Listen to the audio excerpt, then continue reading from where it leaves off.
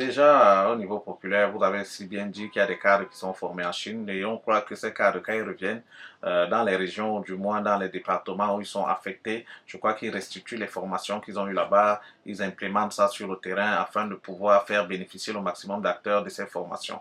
Et maintenant, avec l'avènement des infrastructures, comme on a dit tantôt, ça permet quand même aux acteurs de pratiquer dans de bonnes conditions. Avant, on n'avait pas de gymnase de qualité au Cameroun, ou du moins moderne, qui nous permettait à la pratique de ces sports. Grâce à cette coopération, grâce à cet apport du gouvernement chinois, nous voyons que nous tutoyons déjà le même niveau d'entraînement, le même niveau de pratique que les autres pays. Donc, je crois que les choses éminentes sont là et nous voyons les Chinois se déployer. Et en plus, de la mise en place des infrastructures, il y a un service après-vente qui est derrière parce que nous voyons des coopérants chinois qui sont toujours sur les lieux des infrastructures, qui s'occupent de l'entretien.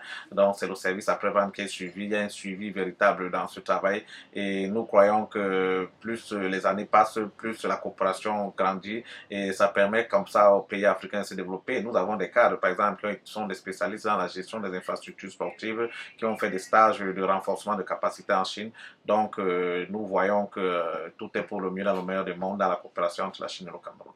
Le sport a un rôle de diplomatie sportive. À travers le sport, la diplomatie s'exprime et ça renforce les liens entre les différents peuples. Des fois, il y a des peuples qui ne se parlent pas, mais le fait de faire une rencontre sportive permet de retisser les liens ou bien de renforcer ces liens. Et ça permet aussi aux gens de découvrir. Nous connaissons des jeunes athlètes, nous connaissons des personnes. S'il n'y avait pas le sport, on ne devait pas être au contact du monde, on ne devait pas avoir des échanges avec certains peuples. Et grâce au sport, on se rend compte qu'il y a beaucoup de chances qui passent. Et même dans le cadre de discussions extra-sportives, à travers le sport, on peut profiter pour passer un mot ou deux. Et la considération qu'on a vis-à-vis des gens, grâce au sport, permet d'avoir des idées positives pour le développement et la coopération entre les personnes. Et je crois que le sport est un atout qui permet comme ça le développement d'un pays. Parce que vous voyez, si on connaît le Cameroun véritablement à travers le monde, c'est plus grâce au sport, aux exploits des Lions indomptables du football, aux exploits des grands sportifs camerounais, Francis Ngannou, etc.